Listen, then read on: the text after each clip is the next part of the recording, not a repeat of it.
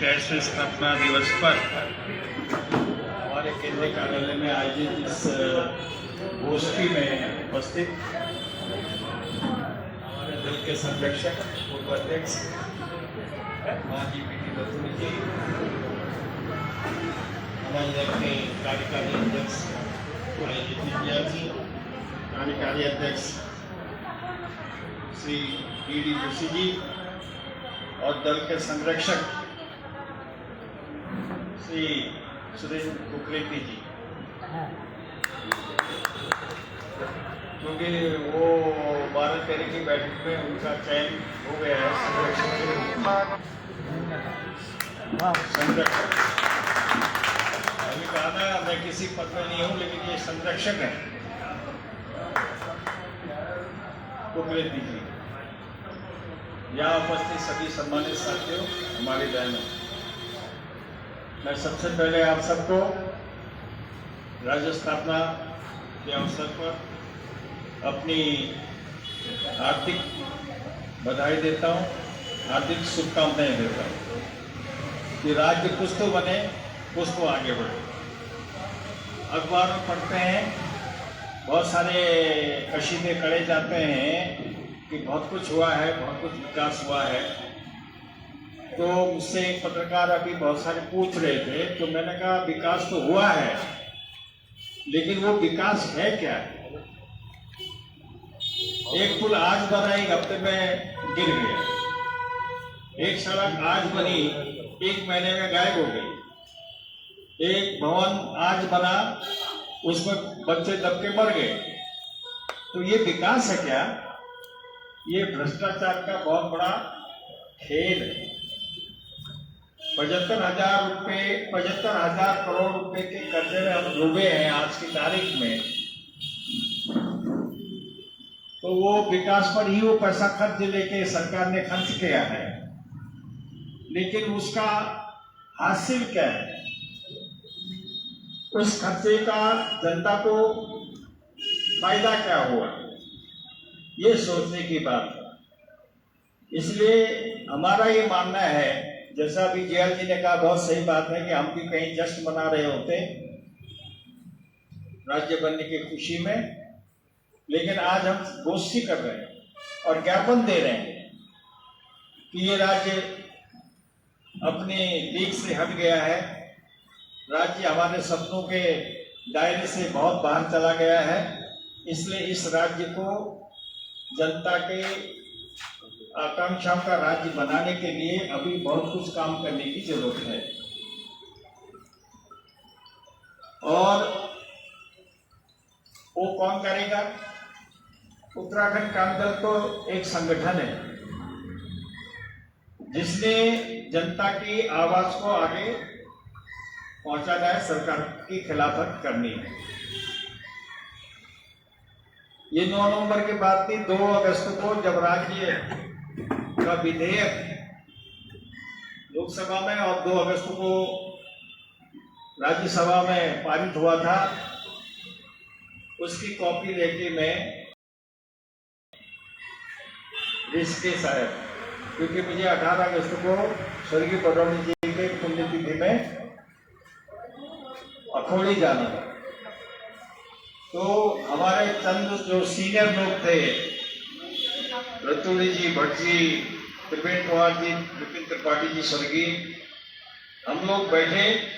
मैंने उनके सामने विधेयक रखा जिसमें उत्तरांचल नाम भी था।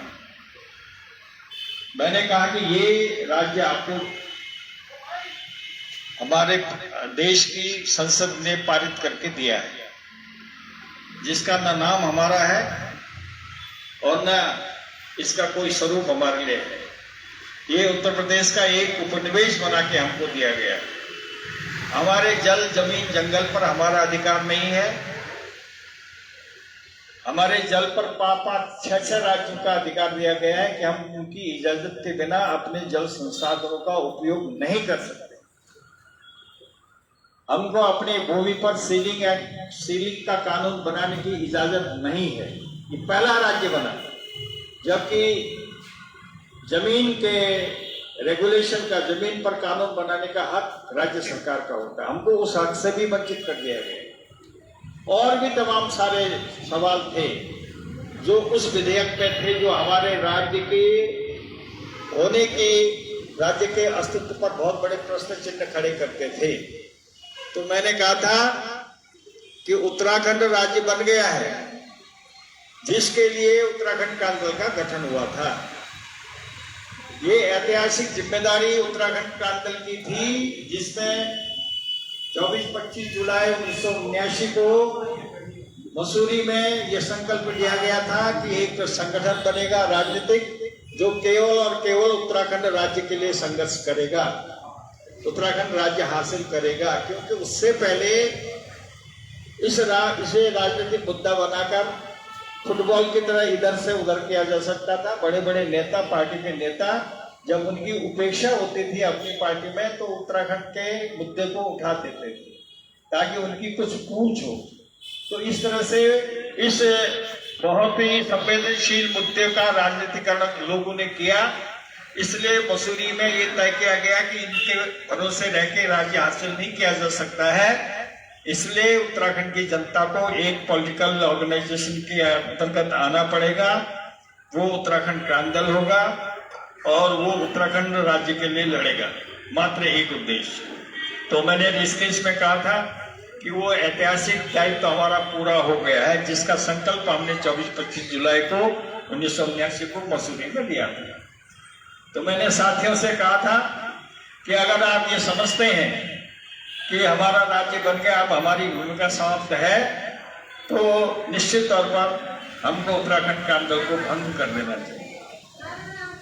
और अगर आप समझते हैं कि उत्तराखंड क्रांति दल की भूमिका अभी आगे है, इसलिए आगे है कि ये राज्य जो हमको मिला है वो हमारा राज्य नहीं है, तो निश्चित तौर पर उत्तराखंड क्रांति दल को आगे संघर्ष करना चाहिए।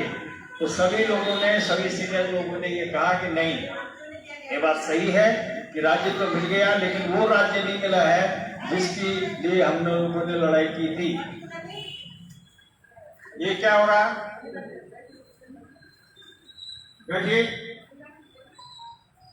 तो ये तय हुआ कि आगे भी हमको लड़ना है। हम लड़े, आज भी लड़ रहे हैं, लेकिन वो लड़ाई आधी अधूरी ही रही है।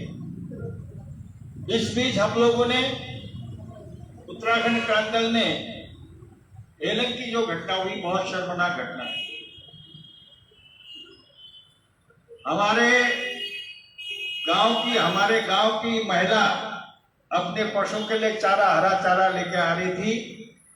उसको वहां के कंपनी के लोगों ने, वहां के प्रशासन ने, वहां के पुलिस ने पकड़ के बहुत बेइज्जती इसकी करके घास छीना और उसको थाने में बिठा दिया और आरोप लगाया कि शराब पी ली। इससे ज्यादा शर्म की बात हमारे लिए क्या हो सकती है? हमने उसका प्रतिकार किया। हमने अपने साथी जो एडवोकेट थे हमारे हाई कोर्ट के, उनको भेजा वहां पर कि सारी स्थिति का आकलन करके हमें रिपोर्ट दीजिए। रिपोर्ट आई है। हम उसमें कानूनी लड़ाई के लिए भी तैयारी कर रहे हैं कि किस तरह से कानूनी लड़ाई लड़ी जा सकती है।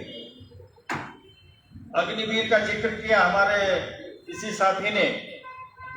हमारे उत्तराखंड में एकमात्र गर्व करने का जो विषय है वो है आर्मी। केवल हमारे लिए रोजगार का साधन नहीं है, रोजगार का साधन तो है, लेकिन आर्मी में जो जिस गांव का एक बच्चा जाता है तो उसको सारे गांव वाले बहुत बड़ा आदर देते हैं। कहता है ये आर्मी में भर्ती हो गया। उसी रोजगार तो मास्टर भी पा जाता है या दूसरे विभाग में कर्मचारी भी पा जाता है, लेकिन उसकी उतनी मान्यता या उसका उतना अप्रिसिएशन नहीं होता। एक आर्मी में जब भर्ती होता कोई बच्चा हमारे गांव का, तो उसके लिए बड़ा आदर भाव पूरे गांव का, पूरे इलाके का होता है। उसको इन्होंने ठेके में दे दिया, 4 साल का कर दिया। बिहार में उतना बड़ा बवाल हुआ, लेकिन उत्तराखंड में नहीं हुआ। हमने इसका प्रतिकार किया। हमने इसके लिए भी आंदोलन किया, लेकिन वो भी एक किस्म से कमजोर किस्म का, हमारा जो संगठन कमजोर है तो उसी तरह से कमजोर किस्म का प्रतिकार था। एक रस्म अदायगी थी। हमने प्रत्येक जिले में आंदोलन किया, ज्ञापन दिया, सरकार से कहा कि इसको बंद करो, इसको निरस्त करो। इसी तरह से पुलिस की भर्ती पहले जिले वाइज होती थी, अब उन्होंने क्या किया, पूरा एक जगह इकट्ठा करके कहा कि मेरिट बनेगी पूरे राज्य स्तर की। पहले जिले स्तर पर मेरिट बनती थी, जिले के लोगों को ज्यादा मौका मिलता था। अभी इन्होंने क्या किया है कि पूरे राज्य की एक मेरिट बनेगी, तो जिले के लोगों को जो मौका मिलता था वो मौका नहीं मिलेगा।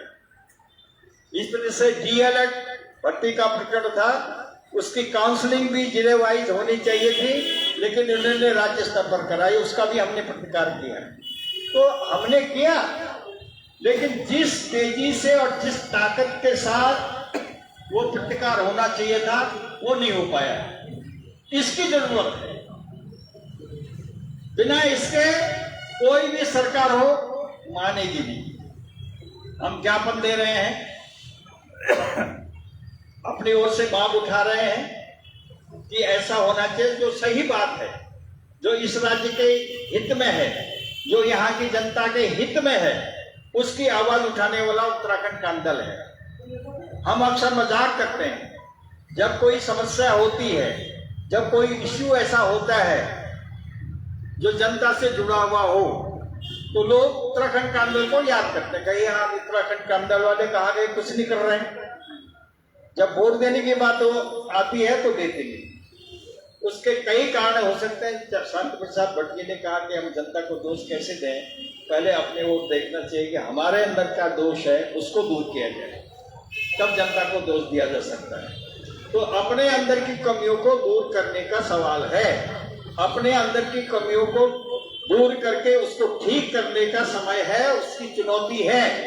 उस चुनौती को उत्तराखंड का दल को स्वीकार करना चाहिए। अगर उत्तराखंड का दल इस प्रदेश की जनता का प्रतिनिधित्व करने वाला अपने को कहता है, तो अपनी कमियों को दूर करना पड़ेगा। अपनी कमियों को दूर करने के लिए हमारे साथियों ने कई सुझाव दिए हैं, वो सुझाव सही है। जब तक हम एक अनुशासित दल के रूप में काम नहीं करेंगे, जब तक हम एक दल की हैसियत से, एक यूनिट के हैसियत से काम नहीं करेंगे, अराजकता की स्थिति पैदा करेंगे, मनमानी काम करेंगे, तब तक हमारा दल मजबूत नहीं हो सकता है। तब तक जनता का विश्वास आप पर नहीं आ सकता है। तो इसलिए स्थापना दिवस के मौके पर हम ये कह रहे हैं कि हमारे सामने जो चुनौती है आगे, जनता आपका साथ देने के लिए तैयार है।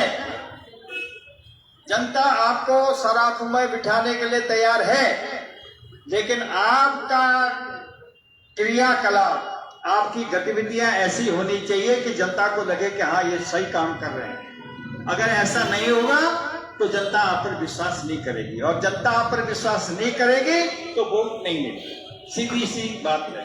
इसलिए हम सबको इस बात की तैयारी करनी चाहिए कि हम एक अनुशासित और एक प्रतिबद्ध दल के रूप में अपने आप को साबित करें, अपने आप को खड़ा करें और आगे बढ़ें। आगे बढ़ने के लिए बहुत अवसर है, चुनौतियां भी हैं, अवसर भी है।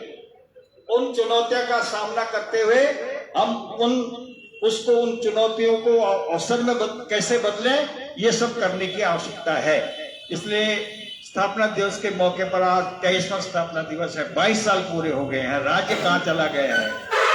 तो इन सारी चीजों पर मंथन करने के लिए हमने जिला मुख्यालय में संगोष्ठी रखी है, जैसे यहाँ हो रही है, सभी जगह गोष्ठी हो रही है। सभी जगह इस पर विचार मंथन हम लोग कर रहे हैं कि कैसे आगे बढ़े, कैसे इन समस्या का समाधान करें, कैसे सरकारों को सही रास्ते पर लाएं। अगर सही रास्ते पर सरकारें नहीं आती है तो कैसे उन सरकारों को हटा के, उनको बर्खास्त करके उत्तराखंड का अंदर सरकार बना सकता है। ये हमारे सामने सबसे बड़ा लक्ष्य है। इसी लक्ष्य को प्राप्त करने की आगे हमारी जिम्मेदारी है, आगे हमारा उद्देश्य होना चाहिए।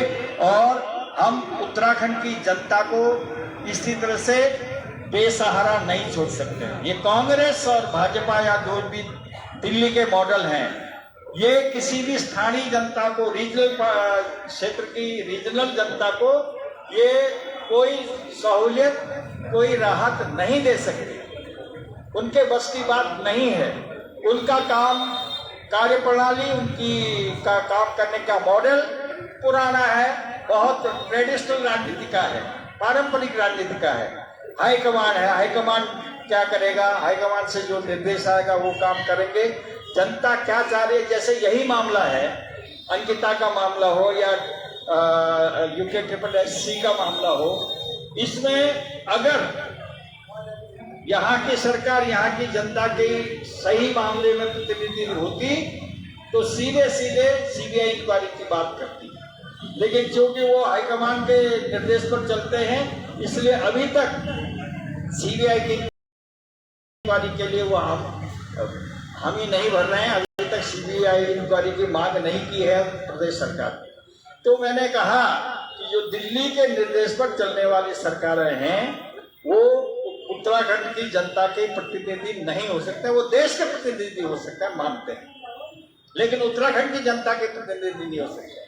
उत्तराखंड की जनता के प्रतिनिधि होने के लिए उत्तराखंड की जनता की भावना, उत्तराखंड की जनता का जो पैशन है, उसकी जो समस्याएं हैं, उसके जो सेंटिमेंट है, उसकी जो छोटी छोटी समस्याएं, उनको समझना जरूरी है। वो केवल और केवल उत्तराखंड क्रांति दल समझता है, लेकिन उत्तराखंड क्रांति दल को अभी ऐसा अवसर नहीं मिला है कि उनका समाधान कर सके, इसलिए लड़ रहे हैं। लड़ाई जारी रहेगी, लेकिन लड़ाई छोटी मोटी लड़ाई से काम चलने वाला नहीं है। उत्तराखंड क्रांति दल को एक बड़ी लड़ाई की तैयारी करनी है। हमारी मातृशक्ति को, हमारे नौजवानों को आगे आकर इस लड़ाई का नेतृत्व करना है और आने वाले समय में उत्तराखंड की जो इस तरह की स्थिति बन गई है आज उत्तराखंड राज्य की, उस स्थिति को ठीक करने के लिए हम ही को पहल करनी पड़ेगी, हम ही को आगे आना पड़ेगा। कोई बाहर से आके हमारा मदद नहीं करेगा, हमको ही उठ के इसके खिलाफ लड़ना पड़ेगा। यही आह्वान मैं आप सबका इस मौके पर करना चाहता हूँ। इन्हीं शब्दों के साथ मैं आपको बहुत बहुत धन्यवाद देता हूँ। जय